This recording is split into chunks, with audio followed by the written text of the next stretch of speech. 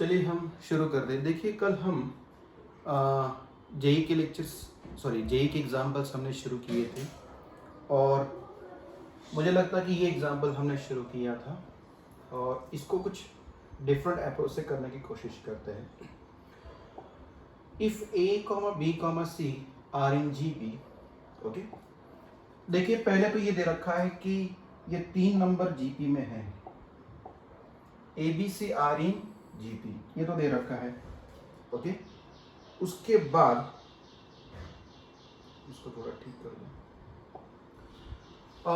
ये भी दिया है कि ये जो 3 नंबर है एक इसमें है HP यानी कि harmonic progression, then we have to find the value of x।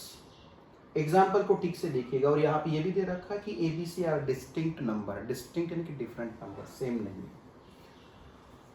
अगर ABC GP में है तो इन तीनों में एक फटाक से रिलेशन लिख सकते हैं कि B स्क्वायर इक्वल्स टू, यहाँ पे मैं लिख सकता हूँ कि B square equals to it is A into C।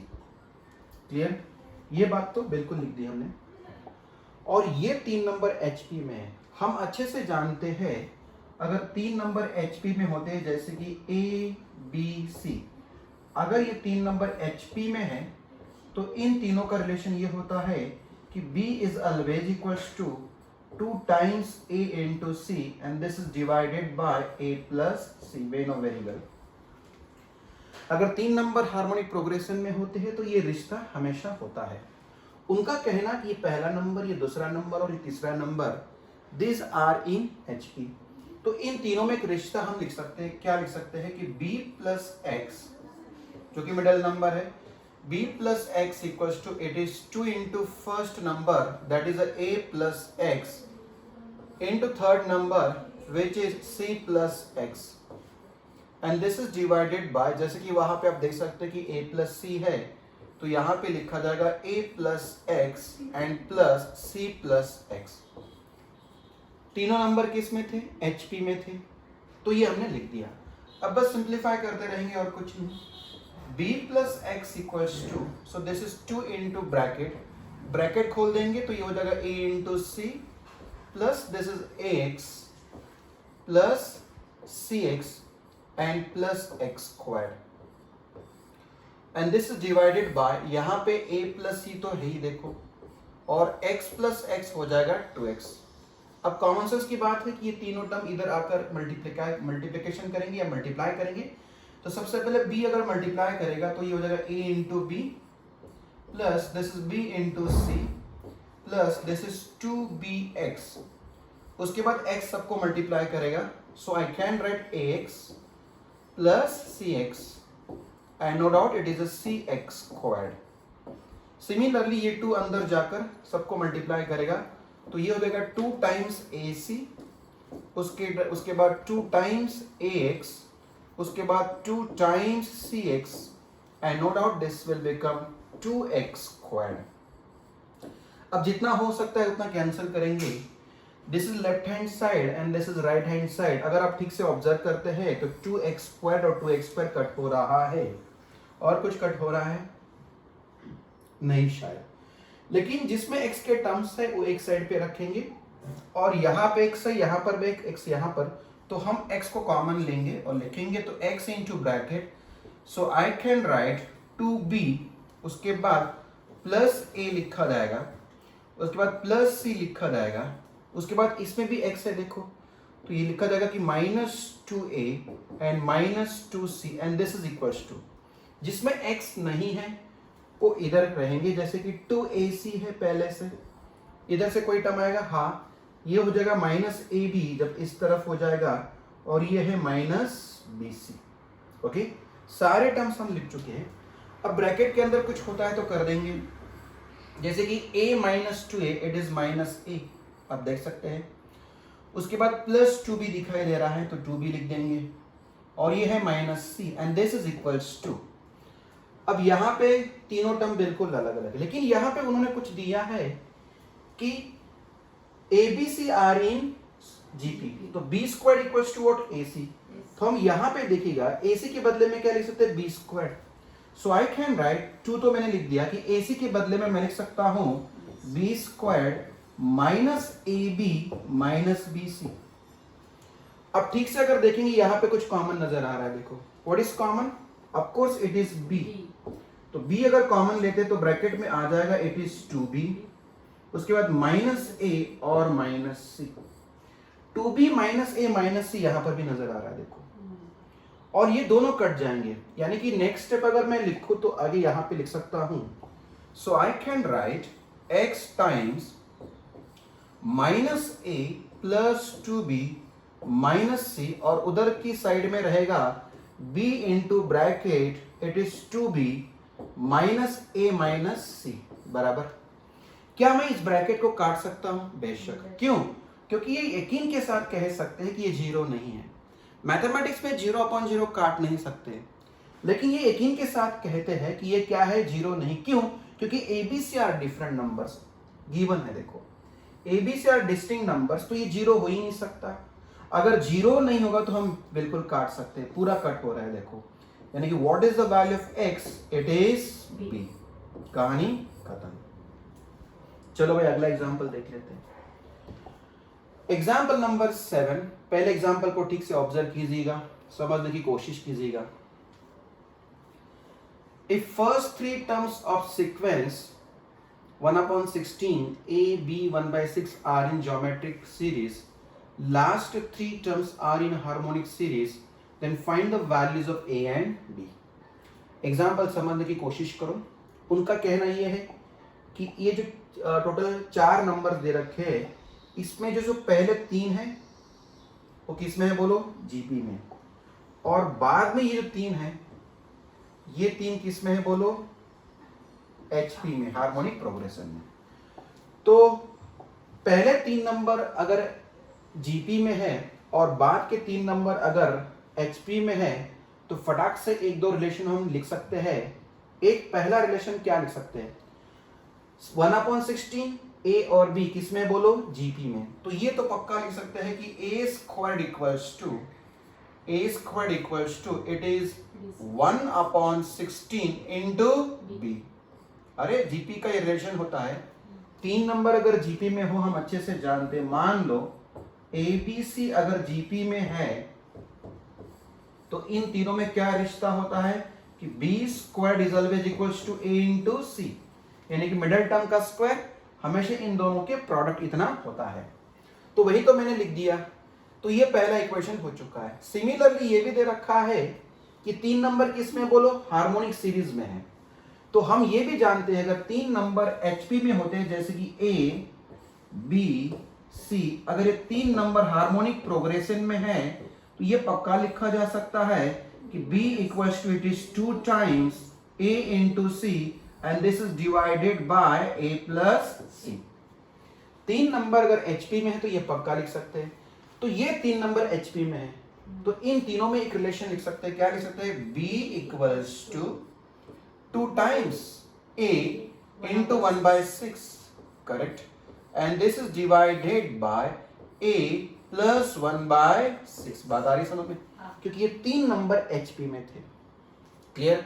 थोड़ा सिंप्लीफाई कर देंगे तो ऑब्वियस यहाँ पर 6 है, बाद में 6 कट हो जाएगा, जब एलसीएम लेंगे तो ऊपर बचेगा 6/2a, क्योंकि 6 तो कटने वाला है, और ये होगा 6a प्लस 1, एंड मान लो ये है सेकंड इक्वेशन। क्लियर? चलो, a squared equals to b/16 and b equals to 2a/16 plus a। Obviously हमारे पास कितने इक्वेशंस हैं, 2, और हमें कितने अननोन फाइंड करने हैं, 2, तो बिल्कुल मिल जाएंगे, बस एक को हमें निकाल देना होगा। हम एक काम करेंगे, ये जो b का वैल्यू है यहां से उठा के इसमें रख देंगे, तो यही फर्स्ट इक्वेशन यहां पे कंटिन्यू करेंगे। So I can write a squared equals to 1/16 तो मैंने लिख ही दिया into b, but what is b, it is 2a upon it is 6a plus 1। Clear? Simple सी बात है, पूरी इक्वेशन में बस a दिखाई दे रहा है ना। So I can write this is a squared equals to, यहाँ का 2 कट हो रहा है देखो, तो a अपॉन, बोलो अभी क्या रहेगा, 8 अंदर घुसेगा तो बोलो 8 इंटू 6, 8 इंटू 6, 8 इंटू 6, तो ये 48 प्लस ये हो जाएगा 8। क्लियर? तो कॉमन सेंस की बात है। अब यहाँ पे आप देख सकते हैं कि यहाँ का a काट सकते हैं हम लोग, एक एक काट देंगे अगर ए जीरो नहीं होगा तो, करेक्ट। ओके, और यहाँ पे 1/16 ए बी, अगर ए तो जीरो नहीं होगा तो यहाँ पे एक काम करते हैं क्योंकि सारे पॉजिटिव नंबर है तो कॉमन सेंस की बात है, तो एक काम करेंगे ए को काट देंगे तो लिखा जाएगा कि A equals to it is 48 A plus 8 बराबर। क्रॉस मल्टीप्लिकेशन करेंगे तो बोलो क्या लिखे, 48 ए स्क्वायर बराबर plus 8 A minus 1 equals to 0। क्या अभी आप फैक्टर्स बता सकते हैं कि 48 इंटू 1, ऐसे दो नंबर बताओ जिनका मल्टीप्लिकेशन -48 आ रहा है और एडिशन सब्ट्रैक्शन 8 आ रही है। अरे 48 के फैक्टर्स, मल्टीप्लिकेशन होना चाहिए -48 और एडिशन सब्ट्रैक्शन कितना होना चाहिए 8। 2 इंटू 24, 4 इंटू बोलो कितना 12, ये हो रहा है। So I can write it is 48a squared बराबर plus it is 12a minus 4a और ये रहा -1 equals to 0। What is common, 12a, 12a common तो बोलो यहाँ पे क्या लिखे 4a plus 1 and now you can observe -1 is common so I can write 4a plus 1 equals to 0। बिल्कुल बिल्कुल एग्जाम्पल खत्म होने में है, देखो। So I can write 4a plus 1 in a first bracket, so this is 12a minus 1 equals to 0। तो यहाँ से a के दो वैल्यूज मिल रहे, बोलो a कितना आएगा -1/4 और दूसरा a आएगा 1/12। a के दो वैल्यूज मिलेंगे तो b के भी दो वैल्यूज मिल जाएंगे, क्लियर। तो सिंपल सी बात है कि हमें दो a मिल चुके हैं, तो कॉमन सेंस की बात है अगर दो a मिलेंगे तो दो b मिल जाएंगे। पहला, when a is a -1/4, so what is the value of b, भाई यहाँ से मिल जाएगा, a यहाँ से मिल जाएगा, यहाँ से मिल जाएगा। बोलो a अगर -1/4 है तो यहाँ पे डाल देंगे तो कितना होगा 1/16, तो 1/16 इक्वल्स टू 1/16 b, तो यहाँ से b हमें कितना मिल रहा है बोलो 1, तो b यहाँ से 1 मिल रहा है, यानी कि when a is a -1/4 what is the value of b, 1। Similarly when a is a 1/12 यहाँ पे भर देंगे तो हमें b मिल जाएगा, यानी कि हमें दो a और दो b के वैल्यूज मिल रहे हैं। Next example, insert 4 HMs between 2/3 and 2/13। इन दोनों नंबर्स के बीच में हमें कितने HM रखने हैं, 4। ओके, यानी कि 2/3 और 2/13 के बीच में हमें कितने नंबर रखने हैं, 4, 1 2 3 4, जिनको हम क्या बोलेंगे HM। ओके, तो ऑब्वियस है उनको हम H1 H2 H3। तो सबसे पहले मैं लिख दूंगा कि 2/3 ये पहला नंबर है और हम इंसर्ट करेंगे HM, तो पहला आएगा H1, उसके बाद H2, उसके बाद H3, उसके बाद H4 और लास्ट नंबर है 2/13, यानी कि इन दोनों के बीच में हमने 4 HM रख दी है। लेकिन ऐसा करने से ये सारे के सारे नंबर्स कौन सी प्रोग्रेशन में, बोलो HP। लेकिन हम HP को आगे नहीं ले जाते हैं। मैंने बताया था कि HP के ऐसे स्पेशल फॉर्मूले नहीं है, लेकिन जब भी HP आ जाए तो बस AP में कन्वर्ट कर दो और AP के लिए सब कुछ काम करो और जो भी मिल जाएगा बाद में पलटी मार के देना होता है। तो सबसे पहले ये तो HP हो गया। अब मैं लिख दूंगा 3/2, उसके बाद 1/H1, उसके बाद 1/H2, then 1/H3, 1/H4 और ये रहा 13/2। अब ये जो सीक्वेंस या प्रोग्रेशन बनी है, यकीनन ये क्या बनी है, अरिथमेटिक प्रोग्रेशन। अब हम अच्छे से जानते हैं कि अब 1/H1, मैं H1 की बात नहीं कर रहा हूं, 1/H1, 1/H2, 1/H3, 1/H4, ये जो 4 गोले मैंने यहां पे लिखा है यही क्या है, बोलो AMs, क्योंकि अभी AB बन गई ना ये। मैं H1 की बात नहीं कर रहा हूं, 1/H1 पहला AM होगा, 1/H2 दूसरा AM होगा, तो ये 4 गोले जो नजर आ रहे हैं वही क्या है, बोलो AMs। अब AMs कैसे फाइंड करते हैं, कोई नई बात नहीं है, लेकिन मैंने तरीका बताया था जब आपको AMs फाइंड करने होंगे तो सबसे पहले फाइंड करो D यानी कि कॉमन डिफरेंस। और फॉर्मूला दिया था मैंने b minus a upon n plus 1। b यानी कि उधर का लास्ट नंबर हो, कितना है बोलो 13/2, माइनस a मतलब ये नंबर यानी कि 3/2। अब n का मतलब आप कितने मीन फाइंड कर रहे हो, 4 गोले देखो, तो यहाँ पे 4 आएगा, 4 प्लस 1 कितना होगा, ये 5। So this is equals to, जब एलसीएम लेंगे तो ये तो 2 सेम ही है, सीधा बोलो 13 माइनस 3 कितना होगा, 10/2 माइनस 10 आएगा, सॉरी प्लस 10 अपॉन 2 कितना आएगा, 5। समझ गए ना, यानी कि देखो 13 माइनस 3 10 अपॉन 2, यानी कि सीधा क्या लिख दो 1, यानी कि डी कितना मिल रहा है बोलो 1। अब कॉमन सेंस की बात है, डी अगर 1 मिल गया तो क्या पहला एम हमें मिल जाएगा। अब इन सबको मैं फिर से लिखता हूँ, 3/2 तो मैंने लिख ही दिया, अब इसमें क्या डाल दूंगा 1 ऐड करने से पहला ये गोला मिलेगा, जब इसमें 1 ऐड कर देंगे तो बोलो कितना हो जाएगा ये, अरे 3/2 प्लस 1, कमाल है यार, 3/2 प्लस 1 तो कितना हो रहा है, 5/2 हो रहा है ना, बराबर ना, यानी कि नेक्स्ट नंबर क्या आएगा बोलो 5/2, बराबर। अब दूसरा गोला फाइंड करेंगे, इसमें फिर से 1 ऐड कर देंगे, इसमें फिर से प्लस 1 ऐड करेंगे तो कितना आ रहा है बोलो 7/2, बात आ रही है समझ में।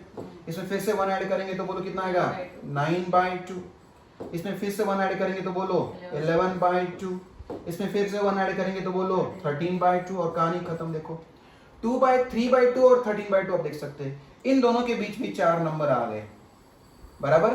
पता है 4 नंबर क्या है, एम्स, अरे एम्स है, लेकिन हमें एम्स नहीं फाइंड करने थे, हमें क्या फाइंड करने थे, एचएम्स, तो बस इनके रेसिप्रोकल लिखने हैं।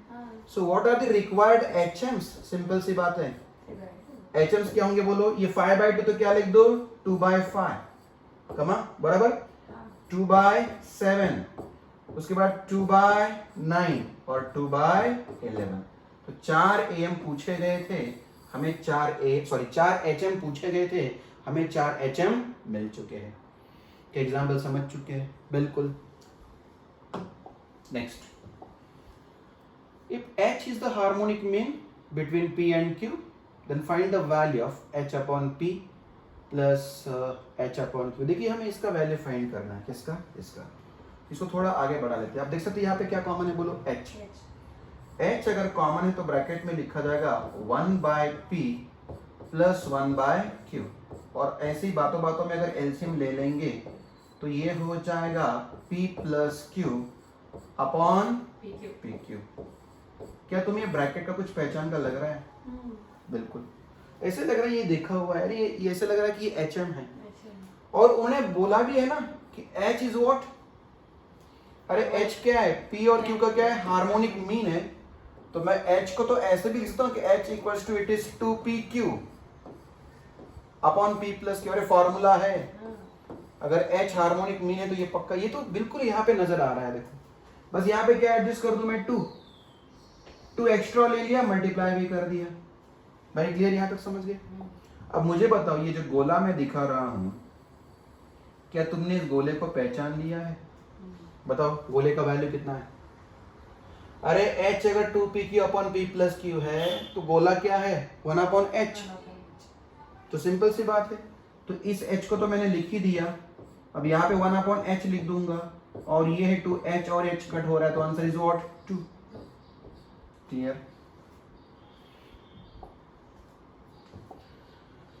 Example number 10, if 9 arithmetic mean and 9 harmonic mean are inserted between 2 and 3 alternatively, then prove that a plus 6 upon h equals to 5, where a is any of the AMs and h is a corresponding HM।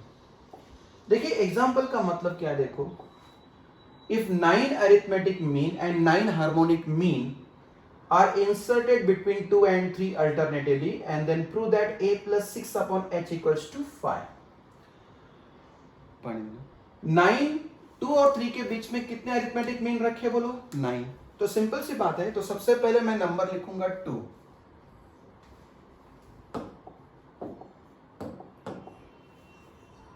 उसके बाद 2 और 3 के बीच में कितने arithmetic mean है 9, तो पहला मैं लिखूंगा A1, उसके बाद A2, उसके बाद A3 डैश डैश डैश, और ये होगा A9 एंड ये रहा 3। अब ऑब्वियस है ये AP है या GP है, दिस इज AP। सिमिलरली उनका कहना है कि 9 हार्मोनिक मीन रखे 2 और 3 के बीच में, तो मैं लिखूंगा 2, उसके बाद H1, उसके बाद H2, उसके बाद H3 dash dash dash dash H9, total 9 है ना, तो यहाँ पे 9 कर सकते हैं हम लोग, और ये रहा 3, और ये सब के सब नंबर किस में है बोलो, HP में। भाई क्लियर? पहला स्टेटमेंट क्या था देखो, 2 और 3 के बीच में कितने अरिथमेटिक मीन रखे हमने, 9, A1 से लेके A9 तक। 2 और 3 के बीच में कितने हमने रखे, 9 HM रखे, H1 से लेके H9, ओके। और हमें प्रूव करना है कि A plus 6/H equals to 5। आगे बढ़ते हैं। देखिए हम सबसे पहले इस AP के लिए काम कर लेते हैं, ठीक है। तो ऑब्वियस है क्या हम एम्स को फाइंड कर सकते हैं, यकीनन। क्यों? क्योंकि अगर हमारे पास D आ गया तो हम सब कुछ तो फाइंड कर सकते हैं। तो सबसे पहले मैं D फाइंड करूंगा, इसको D1 भी बोल सकते हैं। सो D1 इज व्हाट, फॉर्मूला है हमारा B minus A upon N plus 1। B यानी कि last number, what is last number, 3। सो यहां पे लिखा जाएगा कि 3 माइनस 2। N मतलब कितने मीन फाइंड कर रहे हैं हम लोग, कितने मीन फाइंड कर रहे हैं, 9। तो 9 प्लस 1 कितना आएगा बोलो, 10, and this is equals to 1/10। अब D1 मिल गया, ये सारे नंबर्स एक एक करके मिल जाएंगे। बताओ पहला नंबर क्या बोला हमारा, 2। 2 में 1/10 ऐड कर देंगे तो कितना आएगा, 2 प्लस 1/10। एग्री? मैंने कैलकुलेशन नहीं किया, वैसे ही रखा। पहला नंबर अगर 2 होगा, दूसरा क्या होगा बोलो, 2 प्लस 1/10, बराबर। नेक्स्ट क्या होगा, इसमें फिर से 1/2 10 ऐड करते हो, 2 प्लस 2/10 आ जाएगा। अगर इसमें फिर से 1/10 ऐड करेंगे तो बोलो क्या होगा, 2 plus 3/10, and dash dash dash last number होगा 3, क्योंकि जो दिया है 3। जो मीन आप ऑब्जर्व कर रहे हो, ठीक से देखिएगा, जो मीन ऑब्जर्व कर रहे हैं वो बिल्कुल सेम पैटर्न में देखो, 2 प्लस 1/10, 2 प्लस 2/10, 2 प्लस 3/10। तो इसका वैल्यू बोलो A1 का, इस चीज का वैल्यू बोलो A2 का, इसका वैल्यू है A3 का। अगर मैंने पूछा what is the value of AI, यानी कि general thing, what is the value of AI, अरे ये अगर A1 है, ये अगर A2 है, ये अगर A3 है, तो AI क्या होगा, 2 तो हर एक में आ रहा है देखो। So I can write 2 plus I/10। General लिखा मैंने, जनरल AM लिखा, तो 2 प्लस I/10। चलो A मिल गया, यानी कि ये किसको रिप्रेजेंट कर रहा है, हर एक को रिप्रेजेंट कर रहा है। चलो इसका काम हो चुका है। अब आगे HP की तरफ बढ़ते हैं। उन्होंने बोला कि ये HP है, ये क्या है बोलो, HP। लेकिन 1/2 बराबर 1/H1, 1/H2, 1/H3 dash dash dash 1/3, ये क्या है बोलो, AP। सिंपल सी बात है, क्योंकि हम जानते कि रेसिप्रोकल AP में होते हैं। आगे बढ़ते हैं। क्या यहां इस AP का भी हम D फाइंड कर सकते हैं, इसको हम D2 बोलेंगे। यस बिल्कुल, फॉर्मूला वही है हमारा। क्या फॉर्मूला बोलो, B minus A upon N plus 1, correct. B यानी कि लास्ट नंबर, तो कितना है बोलो, 1/3। सो 1/3 माइनस 1/2, और ऑफ कोर्स यहां पर भी कितने मीन है, 9। तो 9 प्लस 1 कितना हो जाएगा बोलो, ये 10। ऑब्वियस है, जब एलसीएम लेंगे तो कितना आ रहा है बोलो, ये 2 और ये, यानी कि यहाँ पे कितना आएगा बोलो, -1 आएगा ना, -1/6, यानी कि -1/60 आ रहा है। क्लियर? अब हम AP को लिख सकते। पहला नंबर क्या था बोलो हमारा, 1/2। दूसरा कैसे मिलेगा, ये इसमें डाल देंगे ना, वो अगर इसमें डाल देंगे, दूसरा क्या आएगा बोलो, 1/2 माइनस 1/60। एग्री? फिर नेक्स्ट नंबर यही इसमें ऐड करेंगे तो ये आ जाएगा 1/2 माइनस 2/60। ये अगर फिर से इसमें ऐड करेंगे तो ये हो जाएगा 1/2 minus 3/60, and dash dash dash last number आएगा 1/3, बराबर। ऑफ कोर्स ये सब के सब क्या है बोलो, अरे 1/H1 का वैल्यू ना, तुम समझ रहे हो। तो मुझे बताओ, ये 1/H1 है, ये 1/H2 है, देखो ना यहां से देखो, ये 1/, तो क्या मैं जनरली आपको पूछूंगा व्हाट इज 1/HI, क्या होगा बताओ, डायरेक्ट बता सकते हैं आप लोग। अरे इसमें 1/2 हर एक में आ रहा है, देखो 60 भी आ रहा है, तो सबको अगर ऑब्जर्व करेंगे कॉमनली लिखा जाएगा 1/2 माइनस I अपॉन 60। क्लियर? तो हमें 1/h1 मिल चुका है, लेकिन हमें कैलकुलेट क्या करना है, देखो हमें कैलकुलेट करना है कि a प्लस 6/h। अब यहाँ पे a कौन सा लेंगे, a मतलब a है ना, जनरल है, मतलब हमें कैलकुलेट करना है ai प्लस 6/hi। ai तो हमें पता है, what is ai, it is 2 plus i/10। 1/h तो पता ही है, बस 6 से मल्टीप्लाई कर देंगे इसको, ये 1/h का वैल्यू 6 से मल्टीप्लाई करेंगे तो ऑब्वियसली ये 6/2 हो जाएगा, माइनस i/10 आ जाएगा। अरे आया ना, क्या कुछ कट हो रहा है, i/10 minus i/10, this is 2, what is 6/2, it is 3, यानी कि it is 2 plus 3, so what is answer 5। यही तो प्रूव करना था। क्या एग्जाम्पल समझ गए, बिल्कुल बढ़िया एग्जाम्पल था, एक बार ठीक से देख लेना, बस लेंदी था और कुछ नहीं था। ठीक है, आगे बढ़ते हैं। If two term of HP are 2/5 and 12/13 respectively, then find the largest term। अब देखिए यहाँ पे HP के दो टर्म दे रखे हैं, है ना, 2/5 and 12/13, find the largest term। अब यहाँ पे टू टर्म्स मतलब कौन से टू टर्म्स, ये नहीं दिया है, ओके, तो हम मान लेते हैं कि ये जो टर्म्स है ये पहला टर्म होगा और दूसरा टर्म होगा, ओके, तो रिस्पेक्टिवली दिया है, रिस्पेक्टिवली समझते हो, सक्सेसिव टर्म्स है, तो पहला टर्म 2/5, दूसरा है 12/13, इसका मतलब है पहला टर्म हमें पता ही है, व्हाट इज फर्स्ट टर्म, यानी कि ए मैं लिख सकता हूं। अब सब कुछ हम किसके लिए करेंगे बोलो, एपी के लिए, है ना, उन्होंने एचपी के बारे में दिया है लेकिन हम एपी के बारे में लिखेंगे क्योंकि हमें एपी के सब कुछ पता है, रिलेशंस पता है। तो ए इक्वल्स टू, बताओ अगर एचपी का पहला टर्म 2/5 है तो एपी का क्या होगा 5/2। दूसरा टर्म भी हम लिख सकते हैं, इसी को हम T1 बोल सकते हैं ना, क्या बोल सकते हैं T1। वैसे ही एपी का T2 क्या होगा बोलो, 13/12। ठीक है, चलो T1 पता है, T2 पता है, क्या हमें D मिल जाएगा, यस। D क्या होता है बोलो, T2 माइनस T1, डिफरेंस ही तो होता है, यानी कि this is equals to 13/12 minus 5/2, यानी कि दिस इज 13 माइनस 30/12, यानी कि this is equals to minus 17/12।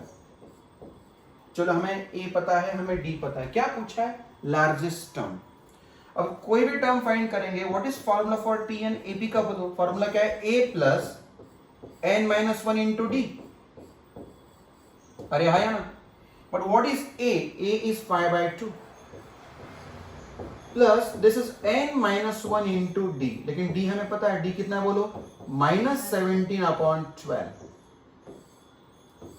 हम जनरल टर्म फाइंड करें एपी का, तो सिंपल कैलकुलेशन होगा, ये है दिस इज इक्वल्स टू 5/2। अब माइनस 17 अंदर जाएगा तो ये लिखा जाएगा प्लस 17 माइनस 17n अपॉन कितना आ जाएगा ये 12, करेक्ट। एलसीएम लेंगे तो ऑब्वियसली 6 से ऊपर नीचे मल्टीप्लाई करेंगे तो ये 30 आएगा, 30 plus it is 17 minus 17n upon 12, correct. So this is equals to, it is a 47 minus 17n and this is divided by 12। हमने tn फाइंड किया, लेकिन ये tn किसका है बोलो, AP का है। हमें फाइंड करना है tn किसका, HP का।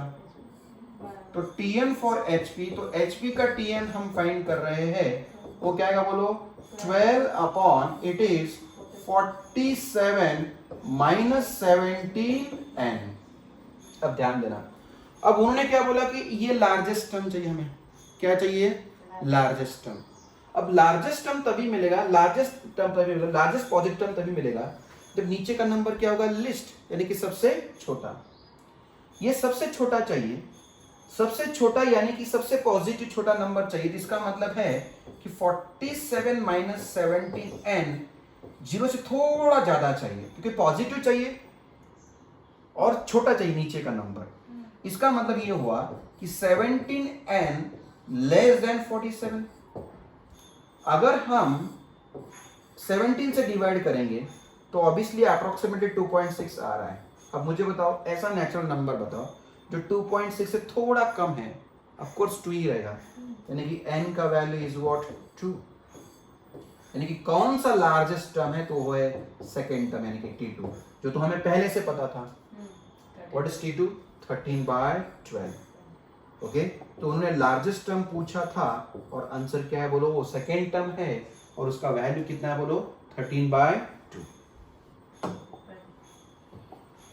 नेक्स्ट एग्जांपल, पहले एग्जांपल को अच्छे से देखो।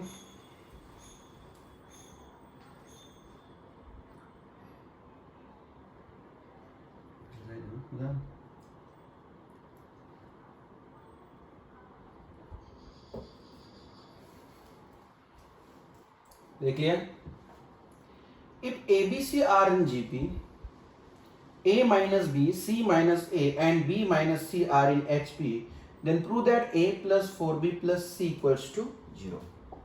अब देखिए जब MCQ आएगा तो उसमें ऐसा नहीं बोला जाएगा प्रूव दैट वगैरह, तो यहाँ पे बोलेगा A plus 4B plus C equals to, और तो ऑप्शन में कहीं ना कहीं क्या होगा 0। अब उनका कहना ये है कि ABC GP में है, ओके कोई बात नहीं, अगर ABC GP में है तो हम ये बात पक्का लिख सकते हैं B² इक्वल्स टू AC। और एक उन्होंने 3 नंबर जो दे रखे हैं वो किस में है बोलो HP में है, तो ये तो पक्का है कि 3 नंबर अगर HP में है तो ये पक्का लिखेंगे कि C minus A equals to, it is 2 times A minus B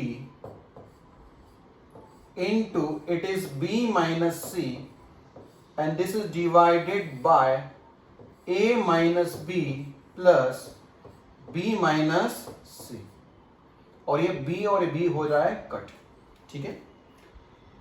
अब एक काम करेंगे, देखिएगा यहाँ पे उन्होंने बोला कि ये नंबर्स HP में है, लेकिन ये भी तो दे रखा है कि ये GP में है, तो एक काम करते हैं कि A को A मान लेते हैं, लेकिन B को लिखा जाएगा AR,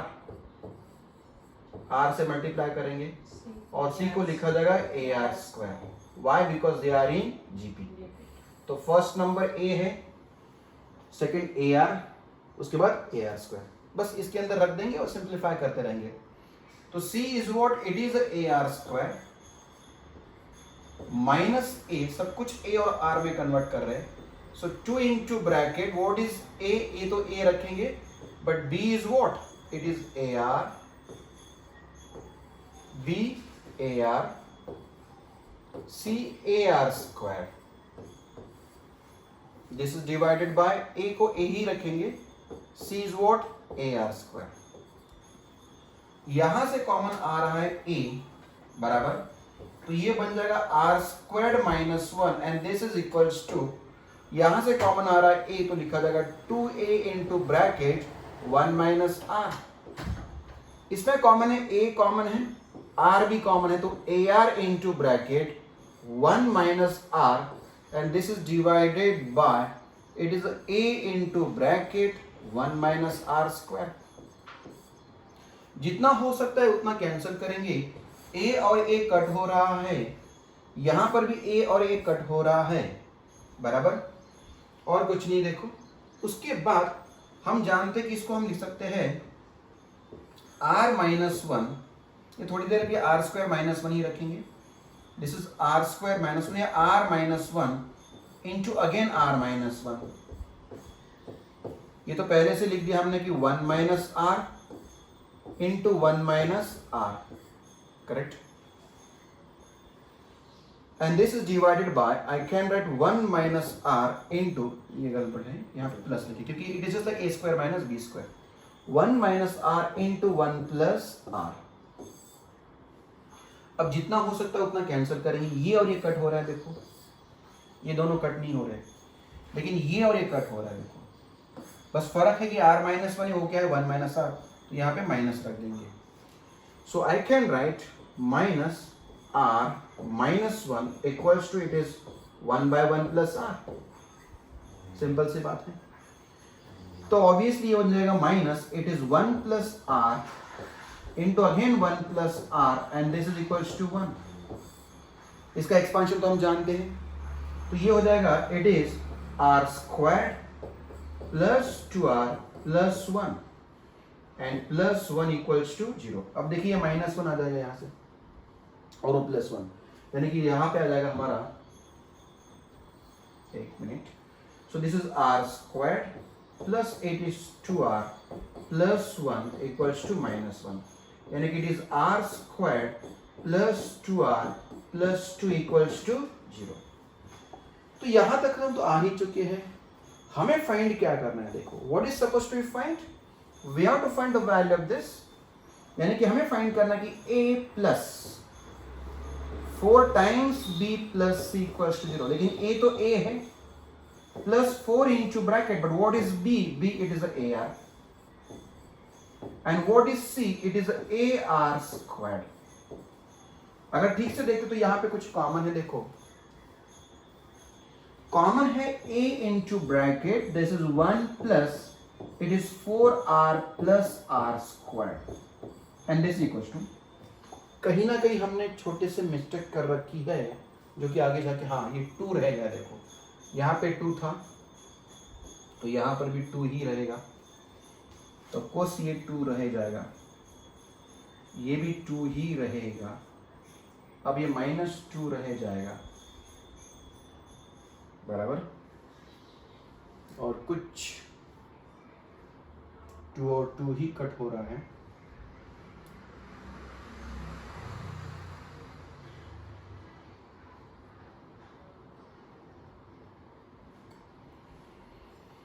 कहीं ना कहीं गड़बड़ हो चुकी है। चलो ये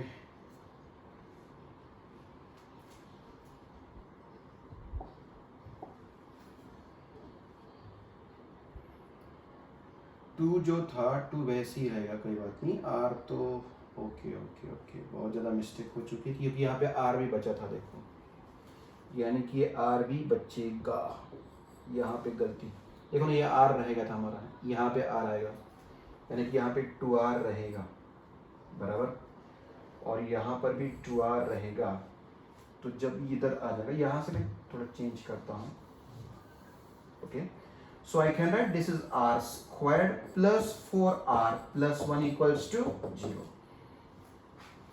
अब इसका वैल्यू फाइंड करना है, तो a वैसे ही पड़ा रहेगा प्लस 4, लेकिन b को हमने क्या मान के रखा है, b is what, it is ar, so it is a into r and c is what, it is ar square, and what is common here, a, तो ब्रैकेट में रहेगा 1 plus it is 4r plus r square, लेकिन इस bracket का value हमें पता है, what is the value this, 0, तो ये 0 इंटू a, तो आंसर इज व्हाट 0, यानी कि हमें प्रूव करना था कि a plus 4b plus is what 0। बिल्कुल क्लियर हो चुका है। नेक्स्ट एग्जांपल देखिएगा, if x, y, z are in AP, x, by and c, z are in GP, ABC in HP, then prove that x upon z plus z upon x equals to a upon c plus c upon a। तो सबसे पहले जितने भी given चीजें हैं उनको लिख देंगे है, जैसे कि क्या क्या गिवन है, देखो बोला गया है कि x, y, z are in AP, तो फटाक से ए बात लिख सकता हूं मैं कि y equals to it is x plus z upon 2, उसके बाद ax, by, cz, अगर आप ठीक से देखते हैं ये जीपी में है 3 नंबर, तो इसका स्क्वायर हमेशा इसको और इसको मल्टीप्लाई करने से मिलता है, यानी कि लिखा जाएगा कि b squared y squared equals to what, it is a ax into cz, ठीक है। अगर आप ठीक से देखते हैं, हमें जिसको प्रूव करना है, this is suppose to be prove, क्या इसमें एक बात आपने ऑब्जर्व की है, इस पे जो प्रूव करना है उसके अंदर कुछ ऑब्जर्व किया आपने, आपने अगर ठीक से ऑब्जर्व किया होगा तो उसके अंदर b नहीं है, क्या नहीं है, b, तो कॉमन सेंस की बात है कि यहां से और यहां से दोनों को कुछ ऐसा करेंगे कि बी हट जाए, ओके, और कुछ दिया है उन्होंने, हाँ ए बी से आ रही HP, यानी कि ये भी लिख सकते हैं कि B equals to it is 2 times AC upon A plus C, कहीं पर भी ए नहीं, देखो बी नहीं, और एक बात वाई भी नहीं है इसमें, देखो मतलब ये बी और वाई दोनों नहीं चाहिए, तो यहां से वाई इसमें पटक देंगे, यहां से बी इसमें पटक देंगे, तो वाई और बी उड़ जाएंगे, तो हमें कुछ मिल जाएगा। देखिए लॉजिक क्या लगा रहा है, जेई के एग्जांपल्स में यही तो है कि हमें प्रूव क्या करना है, हमें फाइंड क्या करना है, ये देखना बहुत जरूरी है। ऑप्शन में कहीं पर भी बी और वाई नहीं है, तो यहां से वाई का वैल्यू इसमें डाल देंगे, देखो यहाँ पे वाई स्क्वायर है, यहां से बी का वैल्यू, लेकिन उसके पहले हम स्क्वायरिंग कर देंगे। अगर इसका स्क्वायरिंग करेंगे तो ये हो जाएगा Y square equals to this is X plus Z bracket square, correct, and this is divided by 4। इसका भी स्क्वायरिंग करेंगे तो हो जाएगा B square equals to, it is 4 times A square C square and this is divided by A plus C bracket square. अब हम इसको लिखेंगे, बराबर लिखते समय बी स्क्वायर वाई स्क्वायर रख ही देंगे। What is B square, it is 4 times A squared C squared upon this is A plus C bracket square. किसको हमने रखा, बी स्क्वायर को रखा, अभी किसको रखेंगे, वाई स्क्वायर, ये रहा Y square. It is X plus Z bracket square and this is divided by 4 and this is equals to, it is a ax into cz। चलो भाई सिंप्लीफाई करेंगे, 4 तो कट ही हो रहा है देखो, और कुछ देखो एक कट होगा, ए स्क्वायर का एक ही कटेगा, ये भी कट जाएगा, सी स्क्वायर का एक सी कटेगा, ये सी कट जाएगा, और कुछ कट नहीं हो रहा है। हमारा ध्यान हमेशा हमारी मंजिल पर होना चाहिए, फिलहाल हमारी मंजिल ही है। अगर इसमें ठीक से ऑब्जर्व करते हैं तो x और z एक तरफ है और a और c एक तरफ है, वही काम करेंगे, x और z एक तरफ, यानी कि x plus Z bracket square इधर ही रहेगा, उधर से हम x और z को मंगवा लेंगे, इक्वल्स टू, उधर पहले से a और c तो कट चुका है, लेकिन ये ऊपर चला जाएगा, तो ये लिखा जाएगा कि a plus C bracket square, और ये a और c नीचे आ जाएगा, तो सिंपल सी बात है, जैसे कि वहां पे वैसे कर रहे हैं, बस इसका एक्सपांशन लिखेंगे हम लोग। एक्सपांशन आ जाएगा X square plus 2 times X Z plus Z square, and this is divided by, it is X times Z, इधर भी एक्सपांशन आएगा तो ये हो जाएगा A square plus it is 2 times A C plus this is C square and this is divided by a into C. तो अब denominator separate करेंगे, अब ये डिनोमिनेटर तीनों के नीचे आ जाएगा, जब x square upon x Z आएगा तो ये सिंपल एक्स अपॉन जेड बन जाएगा, प्लस जब दिस अपॉन दिस करेंगे बचेगा सिर्फ 2 प्लस, और जब दिस अपॉन दिस करेंगे एक एक जेड कटेगा, तो Z upon X and this is equals to, similarly जब AC को सेपरेट करेंगे दिस अपॉन दिस, तो ये हो जाएगा a बाय सी, यकीनन यहां पे आ जाएगा 2 plus this is c by a, लेकिन 2 इधर भी है और उधर भी है। क्या यही हमारा सपना था, यही प्रूव कर दिखाना था? ये देखो x by Z plus Z upon X equals to a by C plus c by a। देखिए पूरे एग्जाम्पल में सबसे पहले गिवन चीजें 3 लिखी, 1 2 3, और हमें जो प्रूव करना था उसके ऊपर ध्यान था। मैंने देखा यहाँ पे कहीं पर भी b और y नहीं, मतलब ये नहीं चाहिए हमारे, तो मैंने क्या कि यहाँ से y इसमें पटक देंगे, यहाँ से भी इसमें पटक देंगे, तो हमें b और y देखने को नहीं मिलेंगे, लेकिन उसके पहले यहाँ पे स्क्वायर था तो मैंने स्क्वायर भी कर दिया और एग्जाम्पल खत्म कर दिया। बढ़िया एग्जाम्पल था। 14th, A, B, C, D are in HP, then find the value of this। देखिए A, B, C, D are in HP दिया है और हमें इनके वैल्यूज फाइंड करने हैं।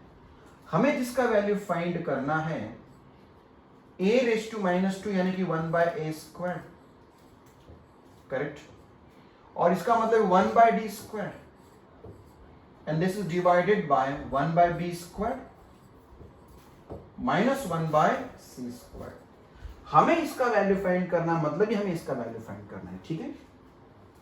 अब इसके ऊपर हमारा ध्यान होगा, क्या दिया है देखो, उन्होंने बोला कि A B C D are in HP। इसका मतलब ये हुआ कि 1 by A 1 by B, 1 by C, 1 by D are in AP. Clear? अब एक काम करते हैं, 1 by A को मान लेते हैं कैपिटल A. अब मुझे बताओ 1 by A को हम मान लेते हैं कैपिटल A, यानी कि फर्स्ट टर्म, चलेगा? तो 1 by B क्या होगा? कॉमन सेंस की बात होगा, A होगा A प्लस D. अरे AP का मतलब क्या, इसमें D डाल देंगे तो नेक्स्ट नंबर मिलेगा. तो 1 by C क्या होगा बोलो? A plus 2D. सिंपल सी बात है. और 1 by D होगा, क्योंकि अभी AP बन चुकी है, A प्लस 3D. क्लियर? ये HP में था तो ये AP में हो गए. तो थोड़ी देर पहले मैंने 1/A को क्या मान लिया? A. तो 1/B of course A plus D होगा 1/C. अब 1/A, 1/B, 1/C यहाँ पे भी दिखाई दे रही है, इसलिए मैंने ऐसा किया. चलो आगे बढ़ते हैं. अब इसको सिंप्लीफाई करेंगे. This is equal to 1 by A square. हमें पता है what is 1 by A square? It is A square, capital A square. 1 by D square, ये देखो, यानी कि A plus 3D bracket square. Simple सी बात है. This is divided by 1 by B square, यानी कि इसका स्क्वायर. तो लिखा था कि A plus D bracket square minus 1 by C square, यानी कि A plus 2D its square. बस सिंप्लीफाई करते रहना है भाई. A स्क्वायर तो A स्क्वायर रहेगा, इसका एक्सपांशन होगा, माइनस अंदर भी जाएगा, तो ये होगा minus A square minus 6AD minus 9D square, and this is divided bye, इसका भी एक्सपांशन होगा, तो A square plus 2AD plus D square. Expansion होगा, माइनस भी अंदर जाएगा, तो लिखा जाएगा minus A square minus 4AD minus 4D square. Correct? बस थोड़ा बहुत सिंप्लीफाई करते रहे ना. ठीक से अगर देखते हैं तो A स्क्वायर कट हो रहा है, इन दोनों से कॉमन आ रहा है माइनस 3D, तो ब्रैकेट के अंदर रहेगा it is 2A plus it is 3D. क्या नीचे भी कुछ कैंसिल हो रहा है? A स्क्वायर कट हो रहा है. 2AD minus 4AD, it is uh minus 2AD and minus 3D square आ रहा है. देखो, so this is equal to minus 3 into D bracket में 2 plus 3D, and this is divided by, नीचे अगर कॉमन देखते हैं तो कॉमन है minus D is uh common, तो ये बनेगा 2A प्लस 3D. कुछ नहीं, सिंप्लीफिकेशन चल रहा है, टेंशन की कोई बात नहीं. देखो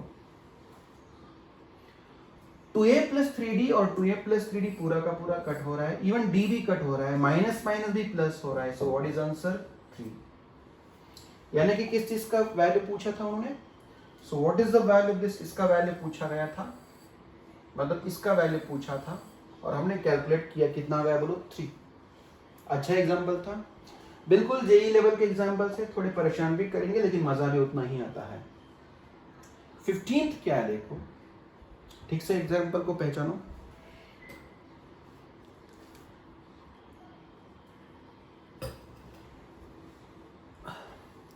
देखो ठीक से,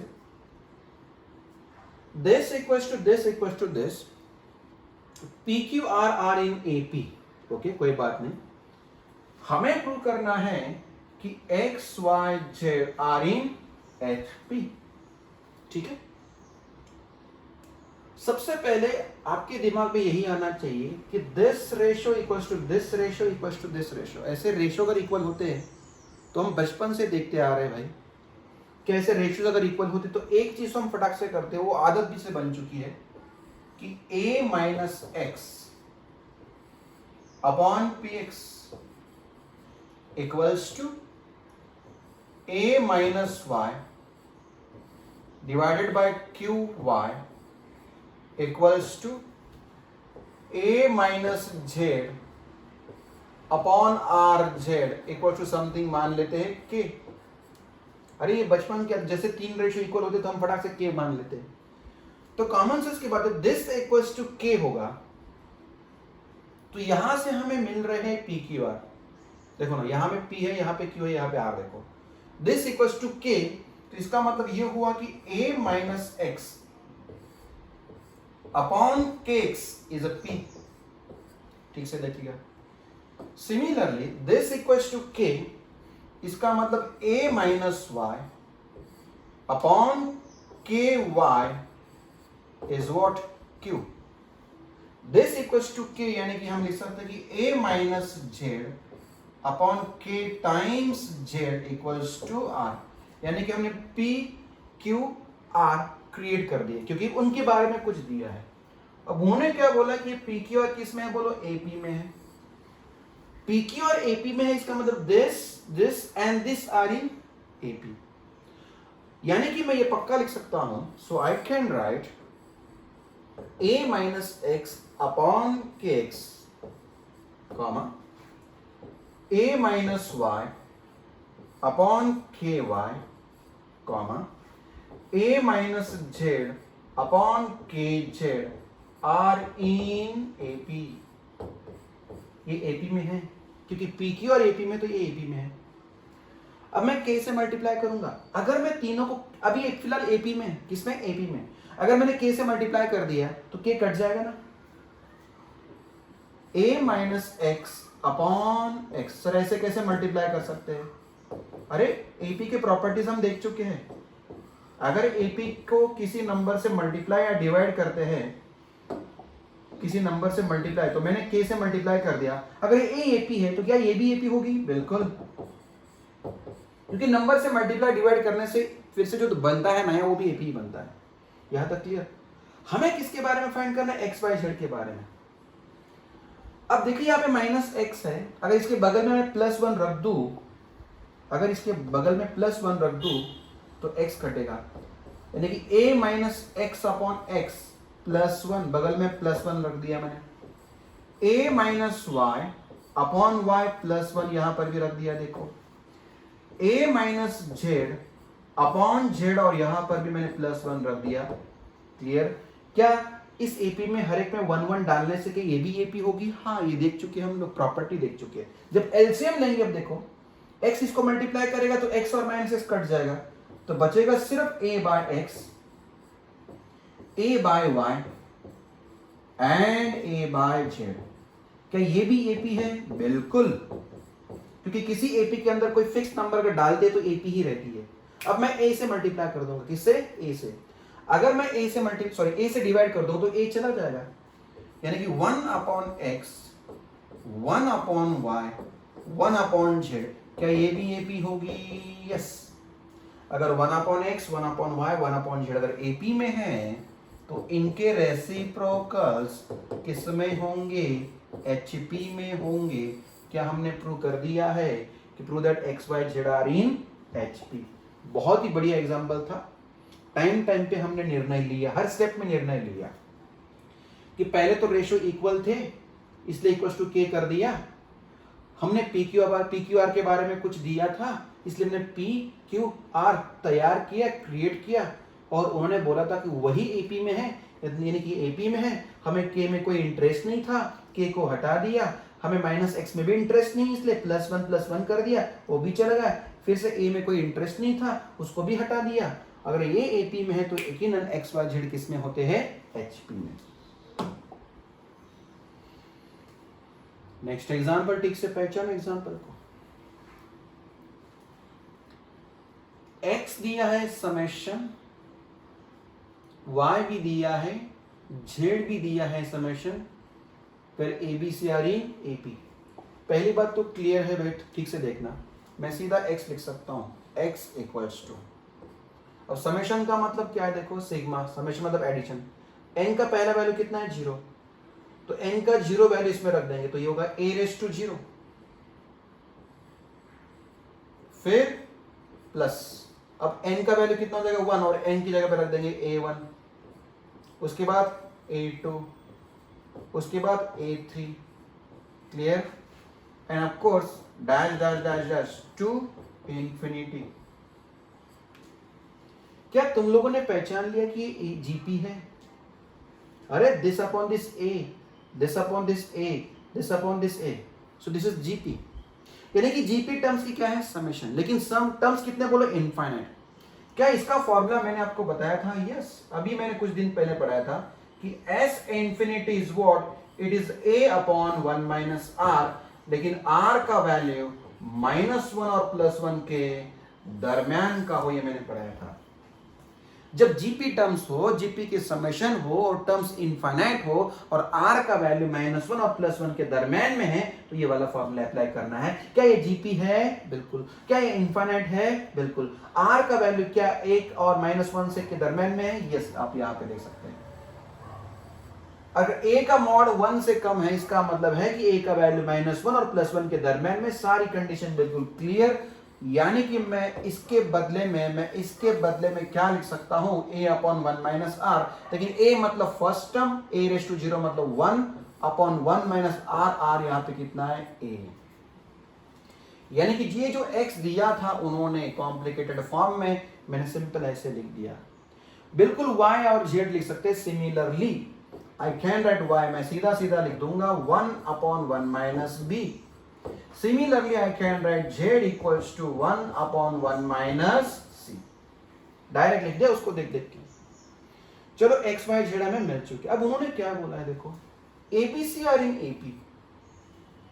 तो सबसे पहले हम यहां से ABC क्रिएट करेंगे, 1 माइनस a इधर आ जाएगा, फिर 1 अपॉन x हो जाएगा। सिमिलरली हो जाएगा 1 minus b equals to 1 upon y, और सिमिलरली हो जाएगा 1 minus C equals to 1 upon Z. हमें एबीसी क्रिएट करने हैं, तो 1 minus 1 upon X equals to A, correct. 1 minus 1 upon Y equals to B, correct. 1 minus 1 upon Z equals to C. तो हमें A यहां से मिल रहा है, A equals to it is X minus 1 upon x. उसके बाद हमें बी मिल रहा है y माइनस 1 अपॉन वाई, और c हमें मिल रहा है z माइनस 1 अपॉन जेड। अब उनका कहना कि ए बी सी किस में है, एपी में है, यानी कि ये एपी में है। So I can write x minus 1 upon X comma y minus 1 upon Y comma z minus 1 upon Z. ये तीनों नंबर किस में है, तो एपी में है। अब सिंपल सी बात है, अगर 3 नंबर एपी में है, ठीक से देखो, और हमें किसका रिश्ता पूछा है, एक्स वाई जेड का, तो यहाँ पे माइनस, यहाँ पे प्लस एक्स है। देखो मैं अब इसके अंदर मैं इसको ऐसे भी सकता हूँ कि एक्स माइनस 1 अपॉन एक्स, मैंने -1 एक्स्ट्रा डाल दिया, y माइनस 1 अपॉन वाई -1 मैंने एक्स्ट्रा डाल दिया, z माइनस 1 अपॉन जेड -1। अगर ये एपी में है तो क्या ये भी एपी में है? Yes, this are also in AP, क्योंकि नंबर ऐड करने से कुछ फर्क नहीं पड़ता है। अब जब एलसीएम लेंगे तो -x और +x कटेगा, तो -1 upon x, -1 upon y, -1 upon z, यकीनन ये भी एपी में रहेंगे। अगर माइनस को हटा दो तो 1 upon x, 1 upon y, 1 upon Z, ये भी एपी में रहेंगे। अगर 1 upon x, 1 upon y, 1 upon z AP में होंगे, तो एक्स वाई जेड किस में होंगे, एचपी में होंगे। काफी अच्छा एग्जांपल था, देख लो ना ठीक से। लगता है समझ चुके हैं। अगला एग्जांपल नंबर 70। बोला गया है कि x 1 z are in AP and these 3 numbers are in GP, then prove that x 4 z are in HP। वो तो बाद में करेंगे, पहले 3 नंबर एपी में दे रखे, तो फटाक से एक चीज लिखेंगे कि 1 equals to it is x plus Z upon 2, एंड अगर ये 3 नंबर जीपी में है तो हम जानते हैं कि इसका स्क्वायर हमेशा इन दोनों के मल्टीप्लिकेशन इतना होगा, यानी कि 2 का square 4 equals to x into z. लेकिन दोनों को एक साथ देखो, अलग अलग मत देखो, एक साथ देखो। यहाँ पे x प्लस जेड है और यहाँ पे x जेड है, ठीक से देखिएगा। तो x प्लस जेड और x जेड कहीं ना कहीं देखा हुआ है लगता है हमें, अरे आया ना। तो हम एक काम करेंगे, दिस अपॉन दिस कर लेंगे, चलेगा। दिस इक्वेशन अपॉन दिस करेंगे तो हमें HP की खुशबू आ रही है, देखो HM का खुशबू आ रहा है। सो दिस अपॉन दिस करेंगे तो लिखा जाएगा, पहले एक काम करते 2 को इधर भेज देते हैं, So 2 equals to, it is x plus z, and I can write 4 equals to x into z. अब this upon this करेंगे तो लेफ्ट हैंड साइड में 4 upon 2 आ जाएगा और राइट हैंड साइड में आएगा x z upon x plus z. बिल्कुल जाना पहचाना लग रहा है. यहां से 2 कट हो रहा है देखो. So 2 equals to x z upon x plus z. क्या आप लोगों ने इस चीज को पहचाना? हाँ सर पहचान लिया, लेकिन यहाँ पे 2 की कमी है. चलो कर लेते 2 की कमी. तो 2 इधर भी मल्टीप्लाई कर दिया मैंने, इधर भी मल्टीप्लाई कर दिया, तो कितना हो गया बोलो 4. क्या आपने इसको पहचान लिया? Yes, I can right 2xz upon x plus z. इसका मतलब यहाँ पे आपको 3 नंबर दिखाई दे रहे हैं. 4 is HM between x and z. इसका मतलब x, 4 and z are in HP. ठीक से देखेगा. 4 is a HM between x and z, यानी कि x, 4 and z are in HP. यही तो प्रूव करना था. ठीक है. 18. If A1, A2, A3 dash dash dash AN comma B are in AP, then A, G1, G2, G3 और G2N, यहाँ पर भी 2N हो सकता है, are in GP, H is a HM of A and B, then prove that this is equals to 2N upon H.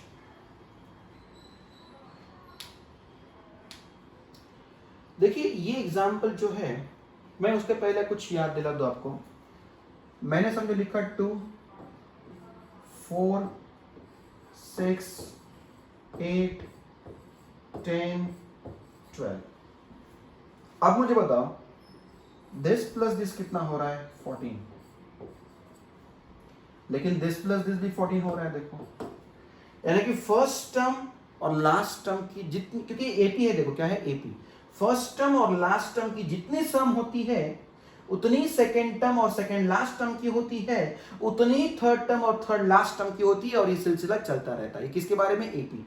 यानी कि this plus this जितना होता है उतना ही दिस प्लस दिस होता है, उतना ही दिस प्लस दिस होता है. ये किसके बारे में हुआ? एपी. अब मैं जीपी लेता हूं. 2, 4, 8, 16, 32, 64. अब मुझे दिस इंटू दिस करो, मल्टीप्लाई करो. 64 इंटू 2 कितना हो रहा है? अरे 128. और दिस इंटू दिस भी कितना हो रहा है? 128. और दिस इंटू दिस भी कितना है? यानी कि first term into last term जितना होता है उतना ही second term into second last term होता है, उतना ही थर्ड इंटू थर्ड लास्ट. क्या तुम समझ गए? अगर एपी होती एपी तो फर्स्ट और लास्ट इनकी सम जितनी होती है उतनी सेकेंड और सेकेंड लास्ट की होती है, उतनी सम थर्ड और थर्ड लास्ट की होती है. और जीपी की अगर बात करेंगे, first term into last term जितना होता है उतना ही second term into second last term होता है, उतना ही third term into third last term होता है. तो ये मैंने आपको याद दिला दिया. शायद मैंने किसी लेक्चर में बताया भी होगा, भूल गए होंगे, इसलिए मैं आपको याद दिला दिया. अब उन्होंने पूछा है कि इसको प्रूव करना है, तो मैं सबसे पहले लेफ्ट हैंड साइड ले लूंगा. एक मिनट थोड़ा बड़ा कर देता हूं. अब मुझे बताओ क्या आपने इस चीज को पहचाना? पता है क्या है? अगर आप ठीक से देखते हैं, it is sum of,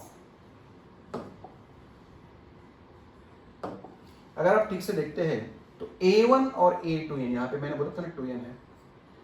A1 और A2N क्या है बोलो? A1 plus A2N, it is sum of second term and second last term. लेकिन इसी के बदले में मैं लिख सकता हूं कि A प्लस बी, क्योंकि सेकेंड टर्म और सेकेंड लास्ट टर्म का जितना सम होता है उतना ही फर्स्ट और लास्ट होता है. सीधा A प्लस बी लिख दिया. This is divide bye G1 into ये होगा G2N. मिस्टेक्स है तो G1 इंटू G2N जितना होगा उतना ही A इंटू बी होगा. सिंपल सी बात है.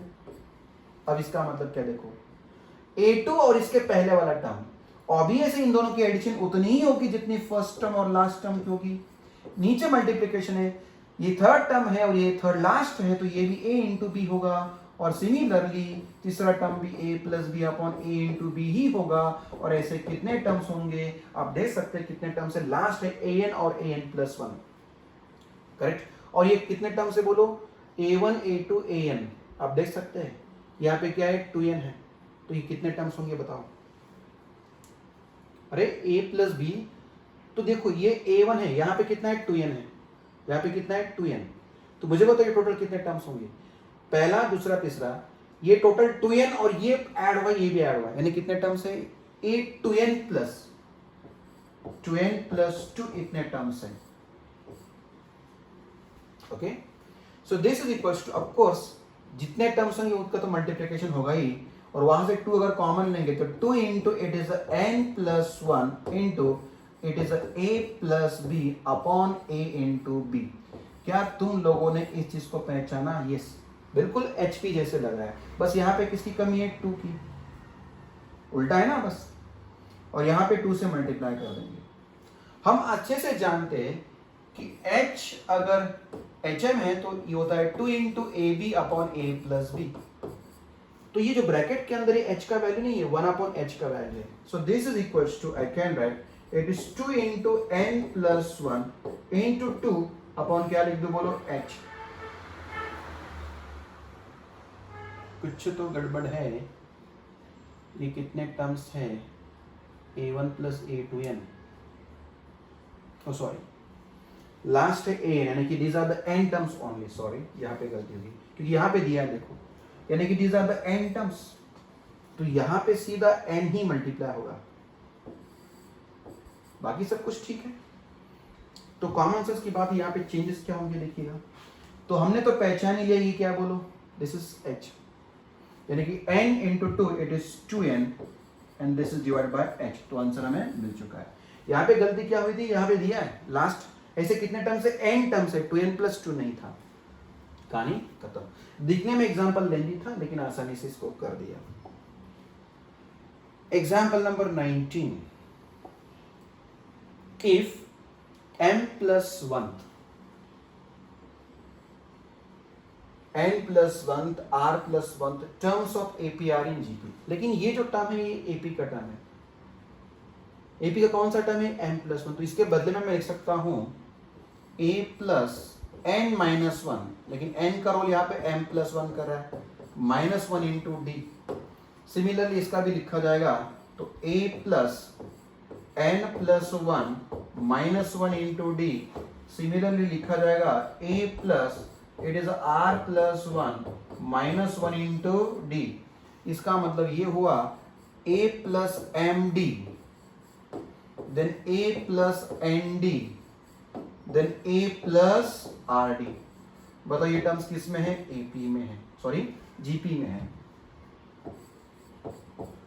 दिया है। ये एक्चुअली AP का टर्म है, तो AP का टर्म मैंने लिख दिया, ये भी AP का टर्म है, लेकिन this AP terms are in GP, और उन्हें बोला कि M and R in HP। then find the ratio of common difference to first term। चलो आगे बढ़ते, जो भी गिवन है उसका सहारा लेंगे। अब उनका कहना है कि ये 3 नंबर किस में बोलो, GP में। अगर 3 नंबर GP में है तो इसका स्क्वायर दिस इनटू दिस होगा, ये तो पक्का लिखा जाएगा। So I can write a plus n into D bracket square equals to this is a plus M D into a plus R D. बस सिंप्लीफाई करना है तो ब्रैकेट खोल देंगे तो a square plus 2 times a N D plus this is n square d square equals to bracket खोलेंगे तो यह आ जाएगा a square plus this is a R D plus this is a m d plus this is m r और ये रहा d square. बस simplify कर रहे हैं और कुछ नहीं, कुछ कटता है तो काट देंगे, जैसे कि a स्क्वायर कट हो रहा है और कुछ कट नहीं हो रहा है, हर एक में शायद d है, एक एक d कटेगा।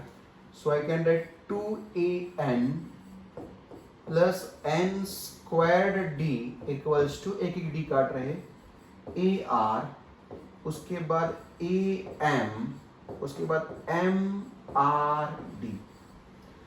अब उन्होंने क्या पूछा है, रेशियो ऑफ कॉमन डिफरेंस, तो कहीं ना कहीं से d कॉमन लेना होगा और a कॉमन लेना होगा। तो डी के टर्म्स पे देखो यहाँ है यहाँ पे, और बाकी 3 टर्म्स में ए कॉमन है, तो ए अगर कॉमन लेते हैं तो यहाँ से बचेगा इट इज 2n, फिर यहाँ से बचेगा -r, और यहाँ से बचेगा -m, और इस तरफ हम d अगर कॉमन लेते हैं तो यहाँ से बचेगा m इंटू r, और इधर से -n²। अब उन्होंने रेशियो पूछा है common difference to first term, यानी कि हमें चाहिए d अपॉन a, तो a को उधर भेजेंगे, इस ब्रैकेट को नीचे भेज देंगे, यानी कि लिखा जाएगा कि d upon a equals to, I can write 2n minus r minus m, and this is divided by it is mr minus n²। यहाँ तक आ गए। क्या हम आगे सिंप्लीफाई कर पा रहे हैं? नहीं, कोई बात नहीं, शायद और कुछ दिया होगा, देख लेते हैं। हाँ, MNR in HP, अगर MNR HP में है, अगर MNR HP में है तो ये पक्का लिख सकते हैं कि n equals to it is 2mr upon m plus r, ये तो पक्का लिख सकते हैं। हम अगर इसको थोड़ा आगे ले जाएंगे तो इसको लिखा जा सकता है, so this is equals to 2n तो मैंने लिख ही दिया, माइनस कॉमन अगर लेते तो यहां से r प्लस m आ रहा है देखो, and this is divided bye mr minus n²। क्या आपको, अब इसको यहां पे कंटिन्यू करता हूं, इक्वल्स टू, तो d अपॉन a, यानी कि इसी चीज को मैं यहाँ पे कंटिन्यू कर रहा हूँ, देखो कि d upon a equals to, मैंने 2n तो लिख ही दिया, माइनस भी लिख दिया, but what is the value of r plus m from that relation? ये देखो r प्लस m है, r plus m is what 2mr upon n, and this is divided bye mr minus n²। वहां से m plus r का value इस पे पटक दिया, लिख सकते हैं, बस थोड़ा सिंप्लीफाई करेंगे, शायद आंसर मिल जाएगा। दिस इज इक्वल्स टू, जब एलसीएम लेंगे तो ये हो जाएगा 2n² minus 2mr upon, obviously होगा mrn माइनस n³। क्या ऊपर कुछ कट हो रहा है? कुछ कॉमन तो होगा यार ऊपर,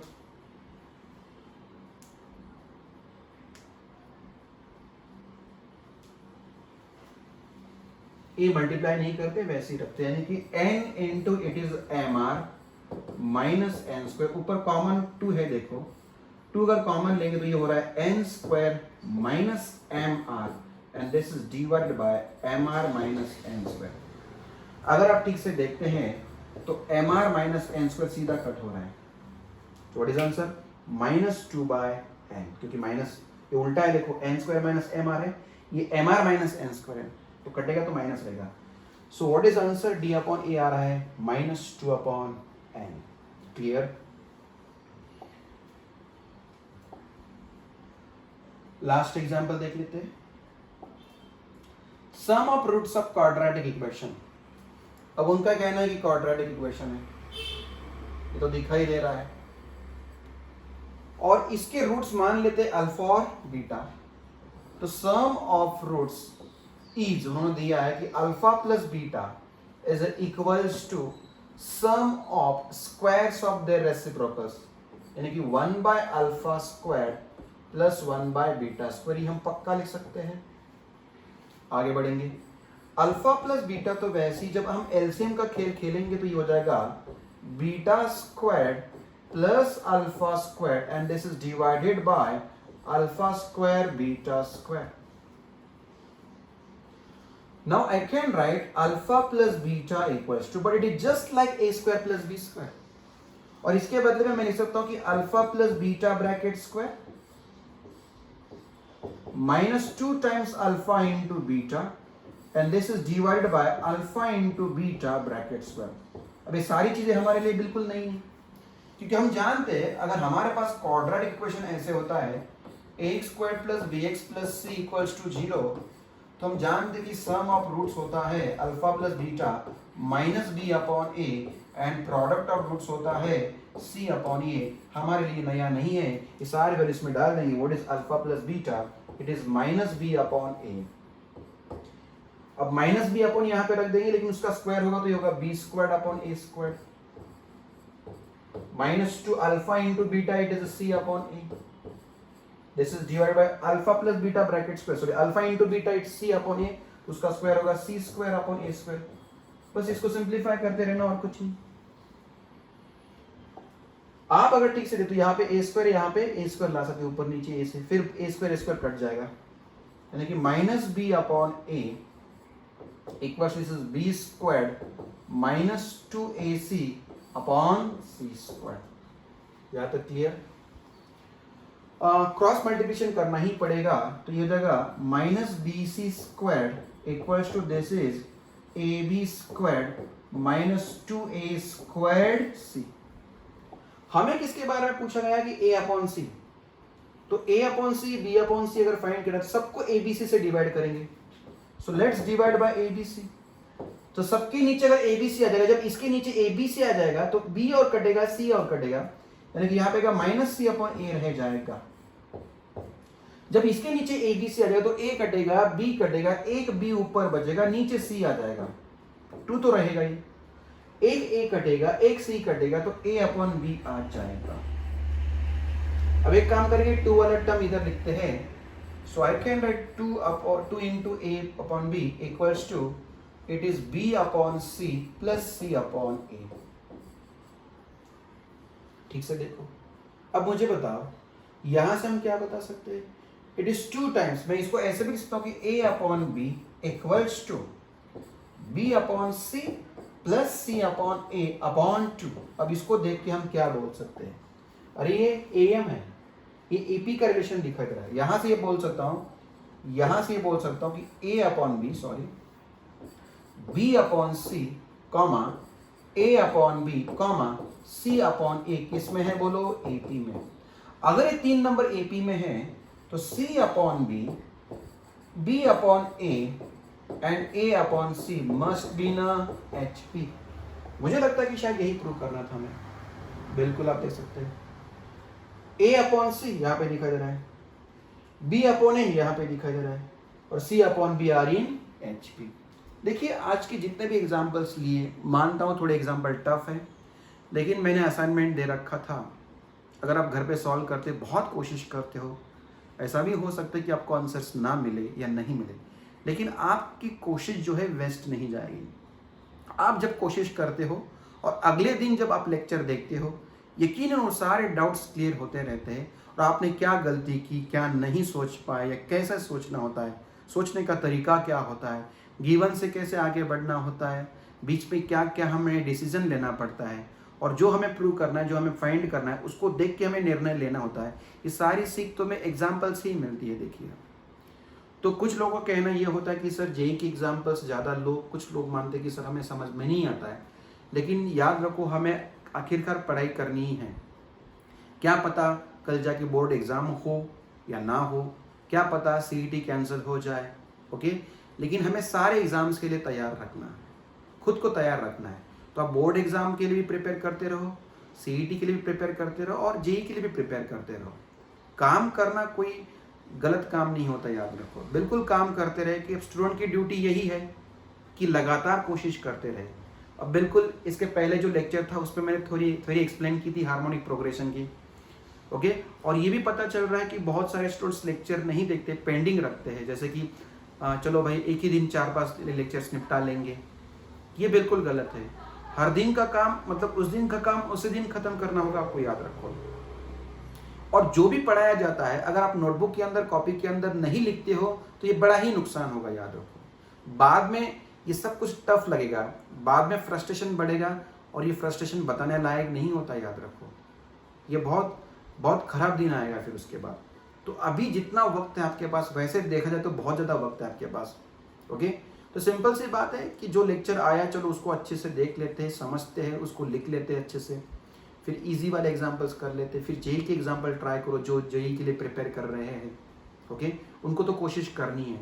और मैंने पहले ही दिन बोला था कि पहले 5-6 दिन का 1 साल आपको जेई की एग्जाम्पल समझ में भी ना आए, ऐसा भी हो सकता है, लेकिन उसके बाद धीरे धीरे समझ में आने लगता है कि डिसीजन क्या लेना होता है. ठीक है. Thank you very much.